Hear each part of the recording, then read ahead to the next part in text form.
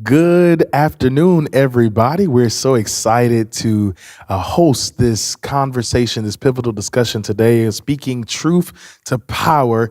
We're so excited to be in the presence of none other than Congresswoman Joyce Beatty. We want to welcome you to the Greater Allen A.M.E Cathedral of New York. And we're so excited about this opportunity to engage in conversation and dialogue with you today. Well, first of all, Pastor Green, let me just say thank you. Being here with so many talented, let me first say thank you to you, Pastor Green, for hosting our very first, as you can see behind us, Speaking Truth to Power. And it is my honor to be here at the Greater Allen A.M.E Cathedral of New York. So I want everyone to know who's watching, we are right here in New York. And this is an opportunity for us to speak to America.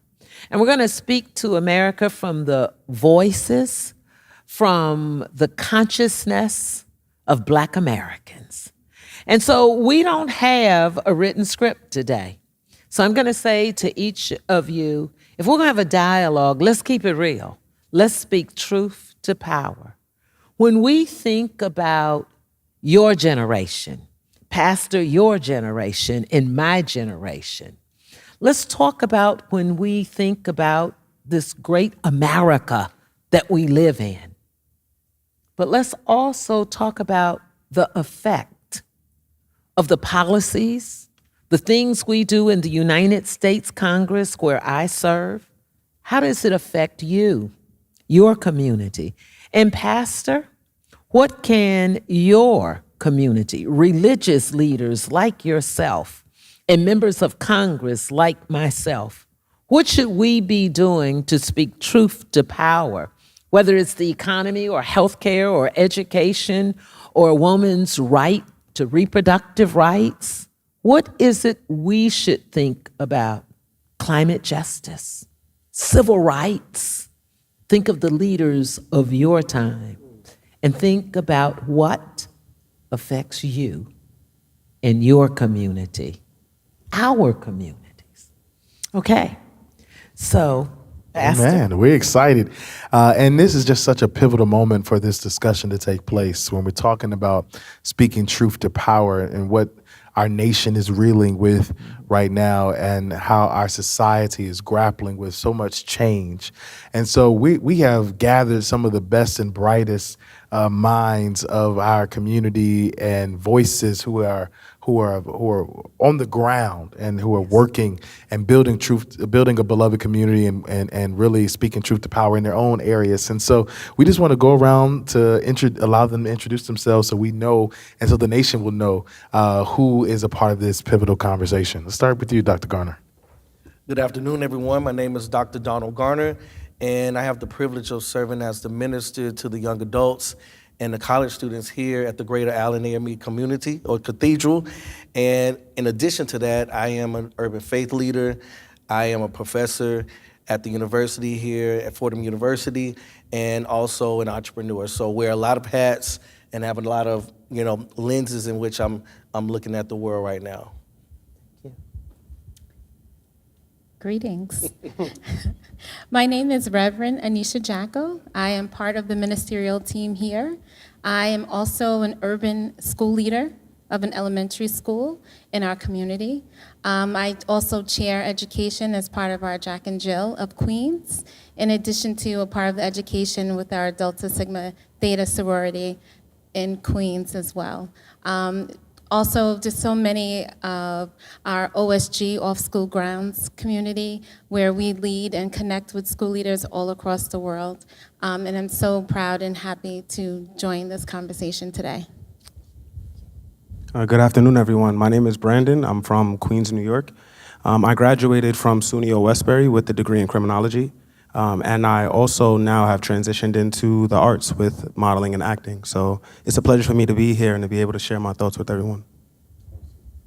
Good afternoon. My name is Naja Lord, and I am a born and raised New Yorker, born in this church, basically. I graduated from Babson College last year, and I am a current 2L at St. John's University School of Law. And I am excited to be a part of this conversation. Thank you for having me. Thank you. Hi, my name is Joseph Dennis, or you guys can call me Joey. I recently graduated last year from Mercy University, or formerly Mercy College, in a degree of psychology. I recently opened up an Instagram page called mentalclarity.co, where I'm helping people with mental health, self-care tips, whatever, and I'm very honored to be here today, so thank you. Good afternoon, everyone. Good afternoon, Pastor, Congresswoman. My name is Corinne Elmore. I as well grew up in Queens, New York, in the Greater Allen Cathedral of New York, and I am a rising junior at Harvard College, where I am studying government. And yes, I'm so excited to be here and be a part of this discussion.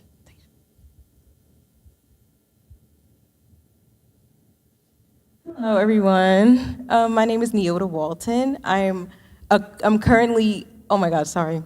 My name is Neota Walton, and I am a recent graduate of Clark Atlanta University, and I majored in biology. I am planning to pursue a nursing degree so I can, work more in the medical field, because that's where I think that's where God is putting me to be, in the medical field. So yes, I'm really excited to be here with you all today, sorry. Good afternoon, everyone. Ty Hankerson. I currently serve as the Chief of Staff for Speaker Adrian Adams, and recently got elected as District Leader in Southeast Queens. Wow, what an impressive group, Pastor, we have here. Well, I'd like to kick it off by taking you back in time.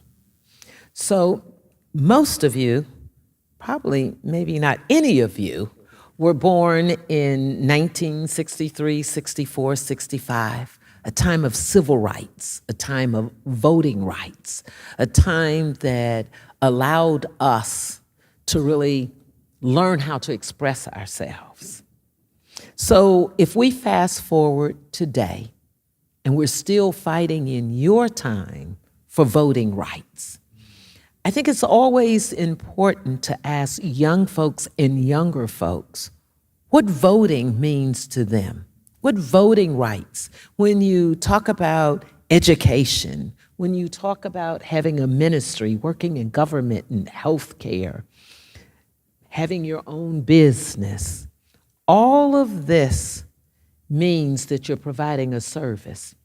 And I truly believe that God has a plan for all of us.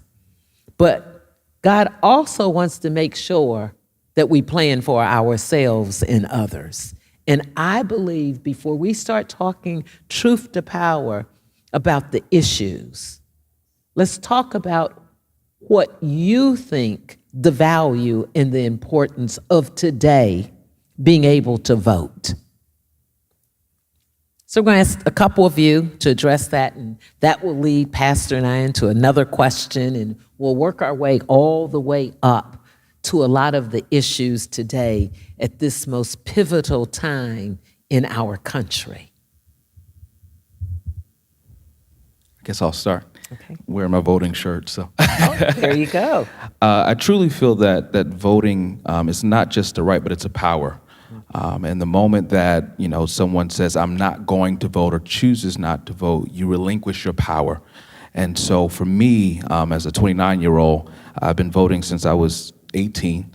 And ever since, I've realized, listen, I have to keep on, I have to maintain this, and not just for me, but also for others around me, encouraging others to vote as well, and realizing that importance. Voting is our power. That's powerful. I would also add that voting gives me voice. And when I'm able to participate in different forums where you get to meet and greet, it's nice to know that there's someone sitting in that seat who I, one, know their platform, and two, I know they speak for me if I am not in that seat. So it's knowing that I have a seat at the table through proxy, and knowing that someone that I know that I had an opportunity to support is out fighting for the things that I need, which also connects to the ability to be able to read and write. And I think a lot of us think of level 3 readers. To vote, there's a certain level of literacy that you need. And so it also encourages me to make sure that I'm leading in a way that my students will be able to exercise their right and participate in government. I Wow. want to, if I could, Yes. Congresswoman, add, for me, voting is an intergenerational connection. When I think about you all, when I learned about what voting was, it was from my elders. And so I was raised in the South, and most often, Southern people really respect their elders, right? They are the matriarchs, the patriarchs, and we hold them to the highest regard. And so when I think about my elders and the presence of the church, it's how I learned to buy into the power, the importance, significance, et cetera, of voting. So when I do cast my vote, I do feel like I hear my grandma and my uncles and my elders and every single person that I've loved who have made me who I am today proud, committing to that very action. So that's what I think about intergenerational when voting is happening for me. Okay, you're giving us a lot to dissect. So, power, voice, leading, intergenerational. So now when you think of those words, I'm going to ask someone younger to now put that in the perspective of what's the most important thing to you. Because we're all going to go out and tell people to vote because that's our power, our voice. It connects us. It allows us to lead. So when you think of that, what's important to you at this point in time in this country, in this church, in this community as a Black American, a young Black American? I think what's most important for me, I've lived in this neighborhood for all my life, really. I'm 32 years old. It would more so be for us to focus on violence that's been happening. I'm a pretty active guy, so I like to go to the gym. And even going there, a lot of the gyms that I go to now there's certain aspects that have been shut down because of gun violence. And just to be able to know I can't go to a gym without the possibility of a crime happening, for me that's pretty concerning. Just because as Black Americans, we don't have a lot of access to healthy foods around the neighborhood. So for me, I need to make sure that on my end, I can take care of myself in a way that I don't have to worry about these problems later on in life because of generational aspects or, hereditary issues within my family itself. Okay, somebody else. I think that something that I've been learning about is healthcare, for sure. I went to a mental health conference not too long ago, probably like at Adelphi, and they said that we are still fighting for our healthcare. And everybody else is accessible to all their health cares, but here we are as Black Americans, we're still suffering. So I believe that if we have our voices be heard about having health care that's affordable for us, then maybe we can be able to have the health care and the helps that we need, whether it's mentally, emotionally, physically. So I definitely think that health care is super important within our community. Okay. Yeah, Next. and as a young person who I'm turning 20 this year, I'm voting in my first presidential election this November. Yes. Say that again. Voting in my first presidential election this November. And as a college student, I think in speaking with my peers and speaking with people my age, something that keeps coming to mind is political efficacy. So not just voting, not just knowing that you can go to a polls and vote, that's important, but also feeling that when you cast your vote, that you're able to move and shake your community, that your vote has a purpose, that it matters. And when I think about that, I think about civic education. I think about feeling as a young person growing up in a church where my voice was persistently told that it mattered, having parents that took me every time they voted in our community at every election. I think instilling our community with that sense of efficacy and that sense that we can be change makers is just as important as the policies that we hold so dear to our hearts. So yeah, that's why I add to young person. Okay. Go ahead. We're going to let everyone say an answer to that. I want to know, look, we're speaking truth to power here. So whatever comes to your mind and is in your heart, because that's really part of the purpose of doing this, hearing what's important to you, and there's no right or wrong. It's whatever comes to you that's important to you.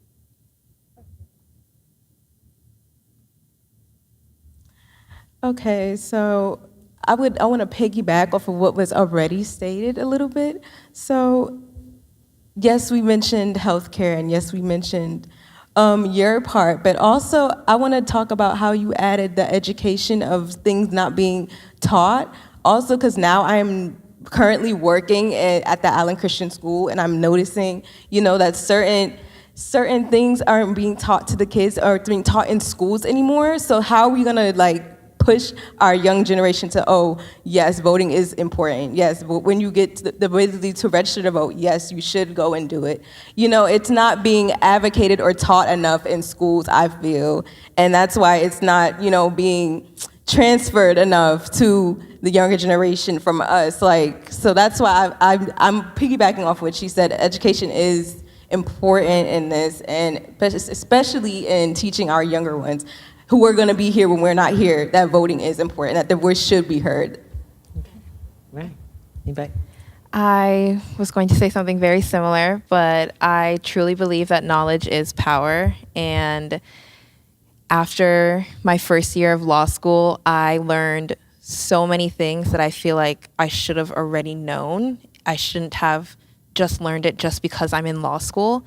And I think that's a big issue of that what we're facing right now is a lot of people just don't know what's going on. They just don't have the knowledge. It's not like what was just said, it's not being taught. And for whatever reason that needs to change. There are very, very, very basic things that you learn in your first year of law school that I should have known in high school.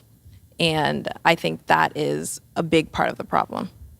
Also, to add on to the education part, I think I read somewhere that in Florida they were trying to reverse people learning about civil rights, and I think that's super important for our kids to know, because if you're reversing learning about civil rights, that means that everybody else are thinking that they are free in America when it's not. We did have to fight to have the right to vote. We did have to fight to be free, and I think that it's disappointing that we're living in a country that they're trying to reverse everything that we've learned and fought for. So I think that having to fight for our education to learn about the true history of America is super, super duper important, for sure. Thank you. I'm adding to my colleagues the the theme that I feel is reverberating is the significance of education. And we all know this, that I've been taught that education is the proverbial equalizer. I love that phrase. And it is what connects each and every one of us, sitting down. So for me, this statement that I'm getting ready to make is a statement that has been in my heart for a very, very long time. I just didn't have the courage for years to say it. As a person, I have been working specifically with the education of Black and brown males in K-12 students under 18 for almost 20 years. And I have studied it. I have been in community centers working directly with young men of color who are specifically, cut off at the knees on every level, academically, socially. And it has gotten me to the place at 41 years of age where I wonder, also for our Black girls too, are public schools the places to really house and educate our Black and brown kids? And it is still a wondering. We know that public schools has historically educated Black and brown people. But every time I immerse myself in what is happening on a regular basis, schools are not, with deliberate speed, educating our Black and brown kids. We know that they have to come in with a particular capital that if they don't have, they cannot compete. So in summary, I am, again, really concerned about how our Black and brown kids are showing up at the age of 17 and 18, being expected to navigate society if the public school system is the very mechanism that is preparing them to do so, I'm very concerned. Okay, Pastor, now, they're giving us a lot to digest. They're giving us the issues. And let me just say this to you. Every issue that you just mentioned is an issue in my generation that we're discussing in our district. Gun violence comes up repeatedly. Far too many of our Black children die of a gunshot wound than anything else. When we talk about healthcare, and especially mental health, there is a connect when we talk about legislation and making sure that we do more preventive treatment care for mental health. And you're right also on the whole healthcare. If we're gonna speak truth to power, then the sisters over here then tied it to process. You know, you gotta vote with a purpose. It's not about just saying I went and got a card to register to vote, but I don't know what I'm doing. You have to have a purpose, and yes, you have to be educated on it. And then you brought it full circle with where we ought to be. And we shouldn't have to get all the way to law school to learn something. And we have to figure out that it may take more of a village for our children. See, when I was coming up, there was village. You want to talk truth to power. Miss Maddie on the corner, Auntie Bessie, who wasn't related to me, and Miss Jones over here could take care of you, and you hope they didn't tell your parents when they got home because it started all over again. Now, Pastor, let's bring it back to us. They have said to us what they believe the priorities are for voting with a purpose, making sure that we are training and educating. So now if we're gonna talk truth to power, how can the church? Everybody comes from the church, including me, grew up in the church. Grandfather, a Baptist minister. So now let's talk about what can the church, the religious community, and our government, political, congressional family do, and especially the Congressional Black Caucus that came or was birthed out of voting rights and civil rights. So let's pass it to you, Pastor. This is a very invigorating conversation. I think that as the Congressional Black Caucus is the conscience of the Congress, the church is the conscience of the community. There you go. The church is the nerve center of what keeps the community anchored. And I think that, one, this is an example of how the church continues and can continue to be engaged on the front line of hosting conversations and dialogues. One thing about in this sort of polarized society we're living in, where there's the East Coast and West Coast, there's partisan division. The church is a community where people can come and sit next to each other and you don't know their background. You have a doctor sitting next to a transit worker. You have a teacher sitting next to a police officer. You have someone who is unhoused sitting next to someone who is a CEO. And the church represents this sort of beloved community space that we don't often see in our sort of civic society. And so the church must remain committed to that being that convening space, to being that nucleus of support, of providing support. Even so, with the recent Hurricane Beryl, our church on Sunday will be raising resources to support those who have been victimized by the sort of natural disaster. And the church provides, its arms and opens its door. We're blessed here at the Great Allen Cathedral with the legacy of community engagement, from housing development to education, to Allen Christian School, to the Women's Resource Center, and that this church has been a beacon of light for 190 years. This is not something that is an overnight success, but this is something that we've been committed to doing here in the Jamaica Queens community in Southeast Queens. And I think that the church is so important also because of this generational conversation that you have young people who just graduated from Clark Atlanta University,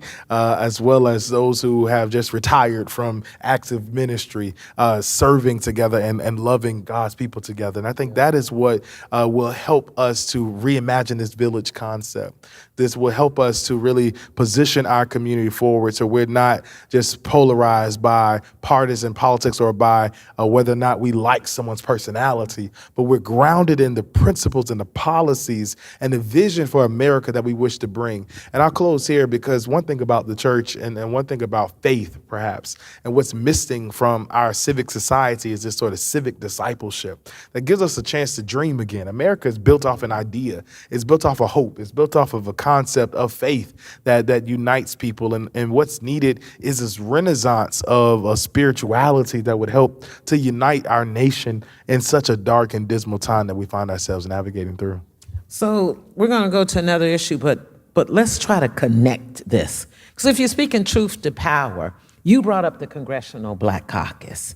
So if you think of 12 men and one bad sister, Shirley Chisholm, the founders, Congressman Charlie Rangel, right here from New York, named it.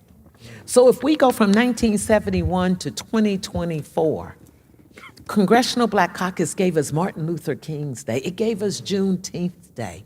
It gave us health care bills. It gave us internet for our young children through the $1.3 trillion infrastructure bill that a black woman negotiated with members of the Congressional Black Caucus to get it to the House floor. Now, come on, we speaking truth to power. That black lady was Congresswoman Joyce Beatty. That's right. So if we're going to speak truth to power, putting our communities together, then we have to figure out how to do what you just said. So we need to have an intergenerational day. We need to say, let's bring our young folks like you together with our pastors. So you're going to have a role. If we're going to kick this off here, we're going to come back with some resolve. We're going to fill this church up and say a day of connectivity. And we're going to bring your peers, your pastors, and members of the Congressional Black Caucus and others together to form something. We can do it here. We can do it in Washington, D.C. But if we're going to go on the road, Pastor, and we're going to bring young folks like you together, and we're going to talk about it, then let's frame it and build it of us being that community, being that beacon of hope. So let's fast forward and talk about the economy, your future. We have people who are graduating, people who've graduated, people who are in the work, entrepreneurs, several different businesses, teaching our children, civic service, law school.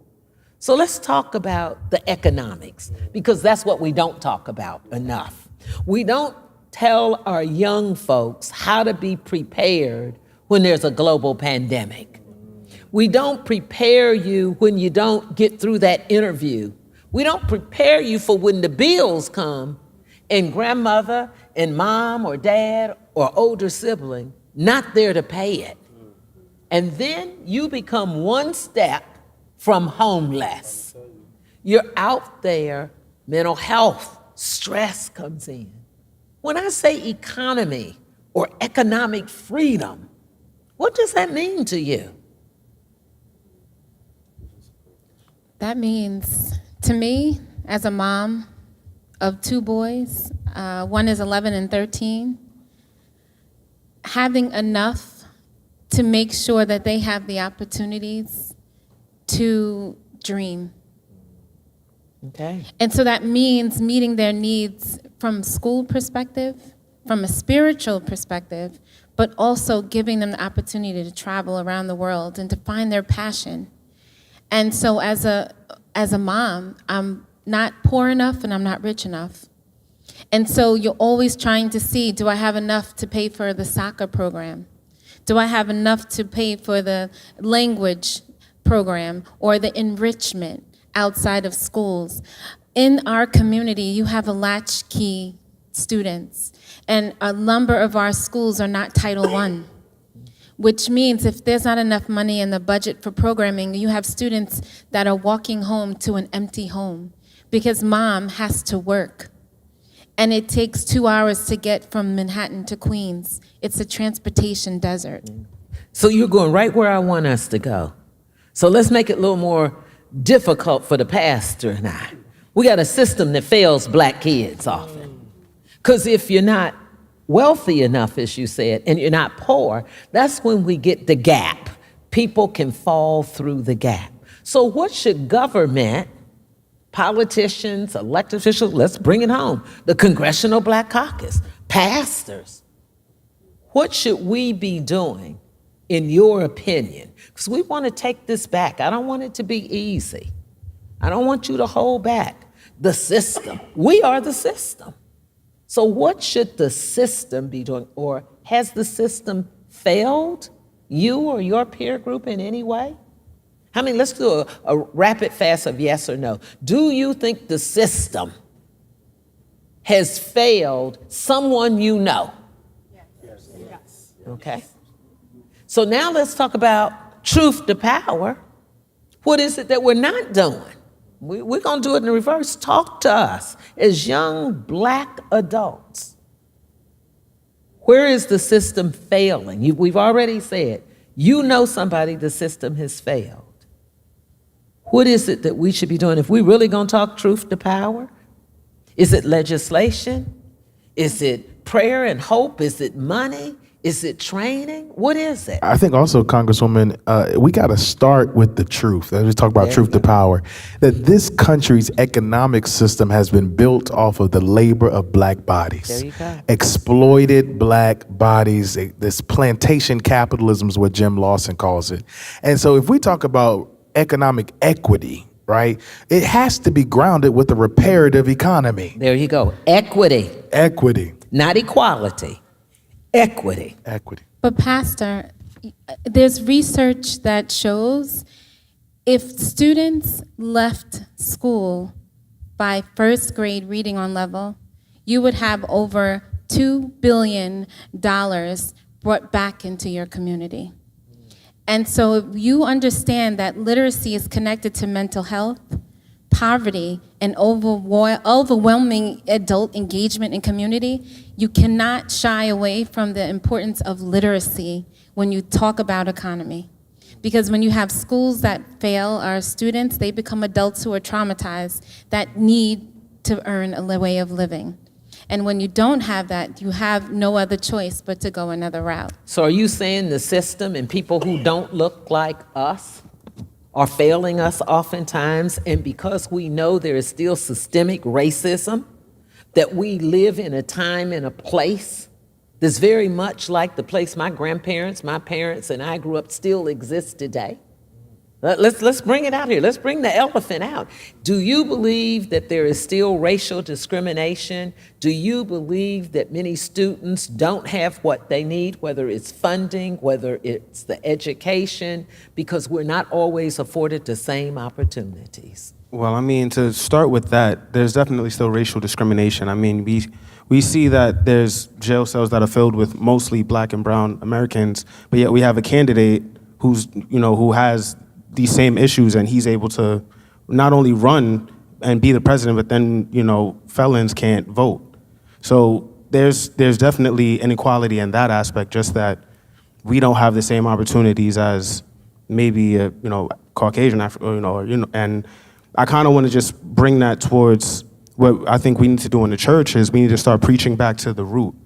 We have older. Okay, Pastor, he's giving you a sermon now. I'm listening, Come on, let's speak truth to power. Because the church is made up mostly of, I want to say, the older generation. We do have young people who are here who may have grown up as myself. I started here from birth.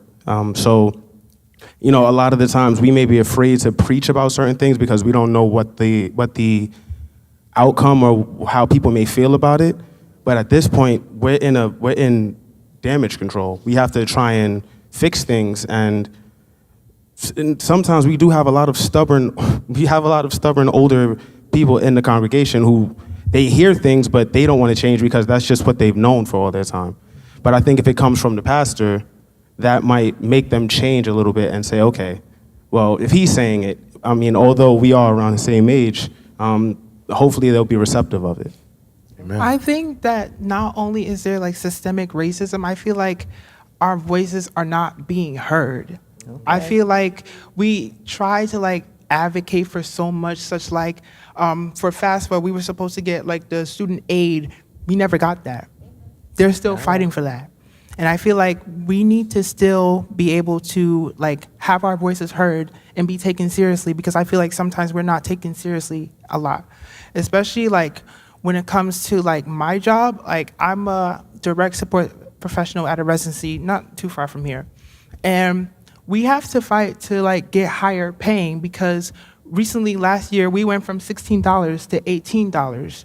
And it's still not enough, because people still have bills to pay, people still have to pay for school, and it's hard on us because we're not being taken seriously. So I feel like if they take us seriously, then that's when we can, that's when something can be done. But sometimes I feel like we're not taken seriously. I feel like it's a lot of, we're gonna do it, and then nothing happens, no action has been done. So I feel like we need to be taken seriously, so we know for ourselves that, okay, they're making an effort to change everything, so let's keep on fighting for this one next, for healthcare next, let's fight for education next. So I feel like if we are taken seriously, then that's when we'll have more confidence.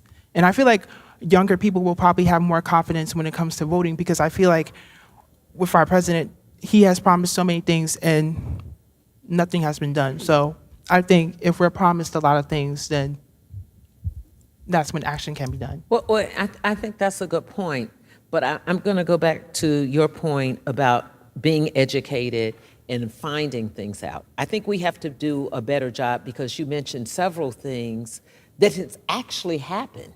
People have been able to get rebates on their tuition. Things have been happening that $16 million went into HBCUs, Pell Grants. Young folks, your age group, because of our health care plan, able to stay on their parents' insurance plan. More young folks have health care now over the last 2 administrations. So I think we also have to do a better job of getting accurate information out, so we don't go out and say, and nothing has been done. Now, maybe it hasn't been enough, or maybe we didn't channel it to every area, but far more has been done. And if we're going to talk about Black Americans, it's important to know that the justice system, and thank you for being in that and going to law school, because we now have a Black woman on the Supreme Court, Ketanji Brown Jackson. And why is that important? Because at that level, they make the determination about so many things. But if we don't vote, and vote for judges to get them in the system, you can't work yourself up to the top of the system. And so I think you have good points, but it's also saying to me and to you, Pastor, whether it's from the pulpit or from the House floor, we have to do a better job of educating individuals what we're getting, what we're not getting, and what's on the ballot. So the question earlier was about, what do we feel, or what comes up for us when we hear the word economy? And for me, the word is anxious. Okay. Go a little deeper with that. I was just gathering my thoughts. So right now, there is a growing body of research from scholars, practitioners who are in the post-secondary space, who are showing us that our college degrees that we're getting do not have the same worth that they once had 20 and 30 years ago. We're seeing more students, more than ever before, with even nursing degrees, with business degrees, who are out of field, who cannot find gainful employment. It's one thing to have employment, but gainful employment that can sustain yourself, that can sustain your families. So another preeminent question that is looming among young Americans today, at least under the age of 25, is why should I even go to college in the first place? That, to me, brothers and sisters, is a concerning question for Black people to answer. I think it's okay still for white middle-aged students to say that they don't have to go to college. I still don't feel comfortable for black kids, for black young adults to say they should not go to college. Even though I understand That everybody can't go, everybody's not going to college. go, but we're still, to me, not at a place in our economy where we support individuals who do not have a college degree. We are still. Well, let me say I want to debate you on that. Let's not make this easy for you. So I have a plumber that comes to my house that makes more than the school teacher that lives next door to me. I have an electrician. I have someone who's doing coding and developing gaming tools as an entrepreneur without a college education. So I would say the system has failed us in giving us alternative opportunities. But I want to be very clear. Now, all of my siblings have college degrees. My children are well educated, lawyers. My granddaughter is already telling me where she's going to college. But I also know that there are black men and black women out there who are not going to go to college. And I don't want them to be discouraged. And I want to be very clear that I believe we have to do a better job with workforce development and education that gives everybody an equal opportunity. I agree. I agree with that, and even in the work that I'm currently embarking upon, is expanding the conversation to young people about life after high school. So yes, in our schools, we are seeing, at least in the ones that I work with, more conversations early at 8th grade, 9th grade about workforce development opportunities. I'll say lastly, just in a perfect world, I would love to see legislation or just it being set up in the DNA of one's schooling experience for a black child to know that he or she must get a college degree and work with his or her hands. I would love to see, Corinne be one of the world's greatest attorneys and also know how to sew. And be able to just to know that if the economy goes left, that she still has something that she can do with her hands. So in the foreseeable future, I think we could get even more bold and creative with how we talk to our young people at earlier stages about having both to be able to play in this ever-evolving skill economy that we're constantly going to be in. Let's give them a voting registration card when they graduate, when they come to church and join the church. Let's give them information about workforce development. Let's give them information about two-year colleges, about grant programs, about Pell programs. So in other words, we need to develop our toolkit and put it in the community and in the church to start with our young folks. And we have all of those tools that certainly, Pastor, all your pastors know it, all my members of Congress know it. So we need a toolkit that we develop to put in churches and to put in our communities that we serve as elected officials. Congresswoman, go ahead, my sister, yes. I was just going to say, I think that goes back to your point earlier about village and community. I don't think necessarily just information is enough. You need people to pour into you, and you need people to pour this information into you as well. Having the information there is obviously useful, and that's what we want, but you could easily just not use it, not read it, not retain it the way that you're supposed to. But back to the village, having people to really, really make sure that you understand the importance and that you are taking the information correctly and then going and making the right decisions with that information is so important. So we have to promote it. We have to be that village, whether it's me having an internship program where now they have the information, and I call this old school. We used to pick up the telephone and say, where is Joyce today? And then someone called your parents, and someone might even have driven to your house, or there they were and put their eyes on you. So I do hear you. We have an obligation to get the information, but then to make sure that we embrace the young folks and bring them into our world. Amen. Congresswoman, I know we are almost at the end of our time together, and this series is called Speaking Truth to Power. Yes. And one thing that many of us here probably have been a part of is in 2020, we were outside Yes. protesting in the racial justice movement with Breonna Taylor, George Floyd, Ahmaud Arbery. And then we mobilized our bodies to the polls, and we talked about the George Floyd Yes. bill. How do we get across the finish line as someone who's a member of Congress? We marched, we protested, we've written letters. How do we get to the power? How do we shift the power? What does it take to really move the people who are the decision makers? And you're one of 435 members of Congress. We have to stop giving up. You just said it. You know, George Floyd, we marched, Black Lives Matter, we were made promises, and then we stopped. Then another young person or not gets killed. Then we go out and we look for criminal justice, police justice, and then we stop. That's new school. Old school is when you think about John Lewis. John Lewis was younger than most of you here, if not all of you, when he partnered with Martin Luther King Jr., who was more in his 20s, so the age of several of you. But it took them multiple days and times before they crossed that Edmund Pettus Bridge.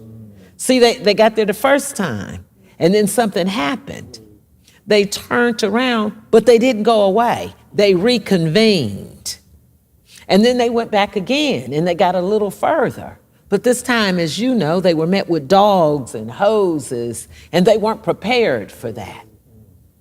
And then we know what happened on that bloody Sunday. They made a decision because now they had a collective community. They went back, they had more pastors. They had just what someone said earlier. You said about the church. They had the person that's unhoused. They had the doctor. They had the lawyer. They had the politician and the governor and the city council folks. And Fannie Lou Hamer said, we're going to go through this time. And they did. So I think we have to take what you were saying, more than just the paper and the information. We have to figure out right now what the 1, 2, or 3 primary issues are for young folks. So first we got to identify them. See, we were clear before because it was civil rights and voting rights. It was clear because we believed if we received or got our civil rights and then our voting rights, we could make a difference. And in part, that's why we're all sitting here today. So now we have to take today and say, we still have not reauthorized the John R. Lewis voting rights. A lot of young folks don't even know that, Pastor. So what am I saying we could do? We need help. We need young folks to partner with us. We need the religious community, the labor community, the business community, because it's like, now I got my place, I got my job, my education, we forget. So I think we have to take young folks today because you are more than our future. You gave us what we started before. We've been raising our fists and talking about Black power and Black lives 40, 50, 60 years ago. But you brought it back in a bigger visual, painted it on the streets across America. Black Lives Matter, and you marched. So you did old school, but then we stopped. And the groups get smaller. So we have to figure out and understand by what this small group just said, Pastor, we're not there. They know that we still have systemic racism. They know that there are people still fighting against us with education. We're still anxious when we talk about the economy. We worked hard, we're teachers, we're educated, we have a family, but we're still not rich enough. We're not poor enough, but we're still anxious. We're still trying to figure out how we buy that extra. So I think when we're talking truth to power, we just gave us our great beginning. It's not going to happen overnight, but I can tell you today, you've given me something to take back to the Congressional Black Caucus, to the Congress, to my district to say, we now have a place to start.